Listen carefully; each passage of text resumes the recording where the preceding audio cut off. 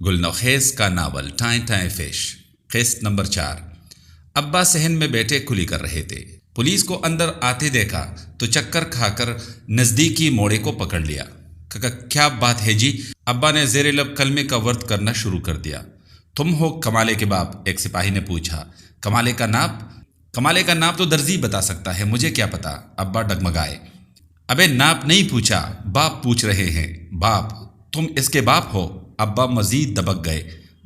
بس جی، اس کی ماں تو یہی کہتی ہے، پر جی اللہ کی قسم میں نے کبھی زور نہیں دیا۔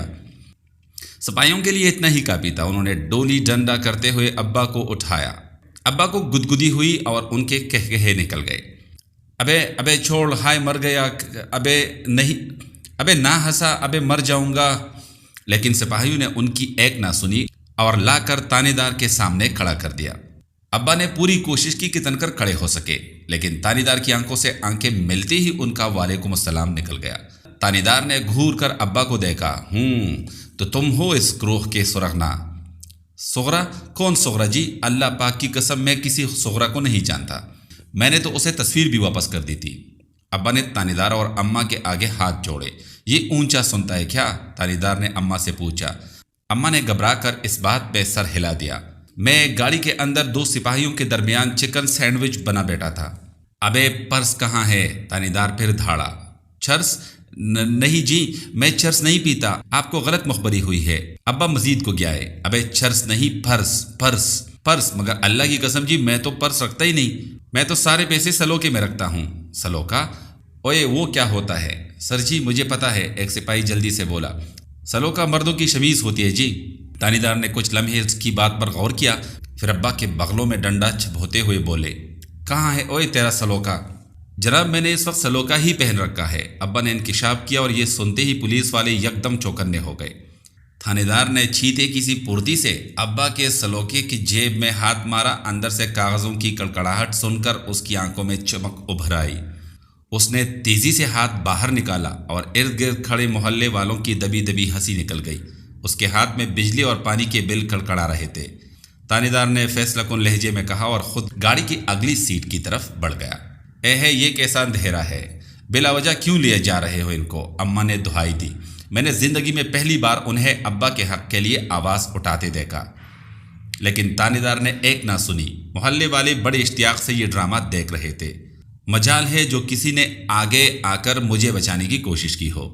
اصل میں ہمارے محلے میں کافی عرصے بعد پولیس کا آنا ہوا تھا۔ چھوٹے محلے والوں کے لیے ایسے مناظر ہالی ووڈ کی فلموں سے بھی زیادہ پسندیدہ ہوتے ہیں۔ گاڑی میں ابا کو میرے ساتھ بٹھا دیا گیا۔ مجھ پر نظر پڑتے ہی ان کا چہرہ غصے سے سبز ہو گیا۔ یہ سب تیرا کیا درا ہے؟ ابا میں نے تو کچھ نہیں کیا، میں تو حیران ہوں کہ کیا کہا؟ میں حیوان ہوں؟ ابے شرم نہیں آتی باپ کو حیوان کہتے ہوئے؟ ابا مزید گرم ہونے لگے کہ ایک سپاہی نے کھڑک کر انہیں چپ کرا دیا اور وہ برا سا منہ بنا کر خاموش ہو گئے۔ گاڑی مختلف گلیوں سے ہوتی ہوئی تھانے کی گیٹ کے سامنے جا کر رک گئی۔ سپاہیوں نے انتہائی بے دردی سے ہمیں بازوں سے پکڑا اور تانے دار کے کمرے میں ایک طرف کھونے میں لا کر کھڑا کر دیا۔ پتہ نہیں تانے دار اور وہ لڑکی کدھر چلے گئے تھے۔ کافی دیر تک وہ دونوں نہیں آئے۔ تانے دار کا کمرہ دیکھ کر بخوبی اندازہ ہو رہا تھا کہ یہاں کس قسم کی آؤ بھگت کی جاتی رہی ہوگی۔ مسلسل 1 گھنٹہ کھڑے رہنے سے میری ٹانگیں تھک گئی۔ ابا مجھ سے ناراض دوسری طرف منہ کیے کھڑے تھے، تاہم ان کے ایکشن بتا رہے تھے کہ ان کی ٹانگیں بھی قل ہو اللہ پڑھ رہے ہیں۔ کمرے میں ہمارے علاوہ اور کوئی نہیں تھا۔ دروازے سے باہر 3 سپاہی کھڑے تھے۔ میں نے کھن اکھیوں سے دیکھا، سپاہیوں کی پشت ہماری طرف تھی، ویسی بھی بینچ ان کی نگاہوں سے خاصا پرے تھا۔ میں نے آہستہ آہستہ نیچے جھکنا شروع کیا اور دھیرے دھیرے کوئی آواز پیدا کیے بغیر آرام سے بینچ پر بیٹھ گیا۔ ابا ابھی تک ٹانگ پہ ٹانگ بدل رہے تھے۔ بالآخر ان کی قوت برداشت بھی جواب دے گئی اور انہوں نے بھی میرے والا طریقہ اختیار کیا، یعنی منہ دوسری طرف کر کے آہستہ سے بیٹھ گئے۔ بینچ پر بیٹھتی ہی ان کا کندھا مجھ سے ٹکرایا۔ وہ چونک کر مڑے اور مجھے پہلی ہی سے بیٹا دیکھ کر دل ہی دل میں پیچ و تاب کھا کر رہ گئے۔ میں ابا سے بات کرنا چاہتا تھا، انہیں بتانا چاہتا تھا کہ میں بے قصور ہوں، لیکن ابا تو شاید کوئی بات سننے کے موڈ میں ہی نہیں تھے۔ ویسے بھی مجھے خطرہ تھا کہ کہیں ہماری آواز سن کر کوئی سپاہی اندر نہ جھانک لے اور ہمیں پھر سے نہ کڑا ہونا پڑ جائے۔ میں نے بڑے محتاط طریقے سے ابا کا کندھا ہلایا۔ اوہو، ابا نے ناراض بیوی کی طرح ایک جھٹکے سے خود کو دوسری طرف کر لیا۔ میں نے سرگوشی کی، ابا یہ کوئی سازش ہے۔ ابا کچھ اور سمجھے، آنکھیں پھاڑ کر چلائے، ابے خارش ہے تو میں کیا کروں؟ اپنی خارش آپ کر، اگر زندوں میں ہے۔ انہوں نے پورے اہتمام سے مصرے کو قبر میں اتارا۔ وہی ہوا جس کا ڈر تھا۔ ابا کی آواز سن کر تینوں سپاہی کھوٹے سکے کی طرح واپس لپکے۔ لیٹ جائیں، میں خاموش ہو گیا۔ تمہیں تو میں بتاتا ہوں ٹنڈو جام، سپاہی نے ایک ہاف بوائل گالی دیتے ہوئے کہا۔ کھڑے ہو جاؤ۔ میں اور ابا ایک سیکنڈ کے 1000ویں حصے میں ٹھک سے کھڑے ہو گئے۔ ہمارے کھڑے ہونے میں اتنی ہم آہنگی اور پھرتی تھی کہ میں یقین سے کہہ سکتا ہوں اگر کوئی آرمی آفیسر ہمیں اس عالم میں دیکھ لیتا تو یقیناً کسی نہ کسی چھوٹے موٹے گارڈ آف آنر کے لیے سلیکٹ کر لیتا۔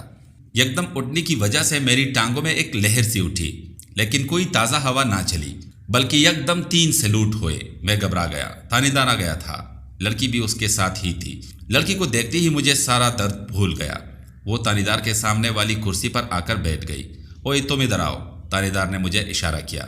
میں جلدی سے 3.5 قدم آگے ہو گیا۔ تم میڈم کے ساتھ تھوڑی دیر کے لیے ساتھ والے کمرے میں چلے جاؤ، اس نے اشارہ کیا، اور یہ سنتے ہی بے اختیار میری آنکھوں کے آگے اندھیرا آ گیا۔ میں نے سکتے کے عالم میں پوچھا، جی سر۔ اوئے جی کے بچے، میں نے کہا تم میڈم جی کے ساتھ تھوڑی دیر کے لیے دوسرے کمرے میں چلے جاؤ۔ شکریہ جی، بڑی مہربانی، میں نہال ہو گیا۔ اوئے ٹھنڈ خان، مہربانی کس چیز کی؟ اوئے تانے دار چھونکا۔ سر جی، آپ مجھ غریب کو اتنی بڑی سہولت جو دے رہے ہیں۔ میں نے شرما کر کہا، سہولت؟ کون سی سہولت اوئے خبیث؟ تانے دار یکدم اچھل پڑا اور میں سمجھ گیا کہ مجھ سے سمجھنے میں کوئی چھوٹی موٹی غلطی ہو گئی ہے۔ اس سے پہلے کہ اس کے ڈنڈے سے کوئی بڑی غلطی سرزد ہو جاتی، میں نے تیزی سے سنبھلتے ہوئے کہا، سر جی، میرا مطلب ہے آپ نے ابھی تک مقدمہ درج نہیں کیا۔ یہ مہربانی کیا کم ہے جی؟ میں نے اسے مطمئن کیا۔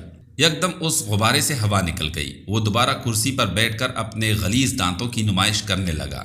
باندر دیا پترا، یہ سب میڈم جی کی وجہ سے ہوا ہے۔ میں چونک کر لڑکی کو دیکھنے لگا جو سر نیچے کیے بیٹھی تھی۔ کاشی اسی طرح بیٹھی 3 دفعہ سر ہلا دے۔ میں نے ناممکن سپنا دیکھا، لیکن اسی لمحے 2 سپاہیوں نے مجھے دونوں بازوؤں سے پکڑا اور ساتھ والے کمرے کی طرف گھسیٹنے لگے۔ تانے دار کے کمرے سے نکلتے ہوئے میں نے ایک نظر ابا کی طرف ڈالی۔ ان کے چہرے پر 535.33 گالیاں رقص کر رہی تھی۔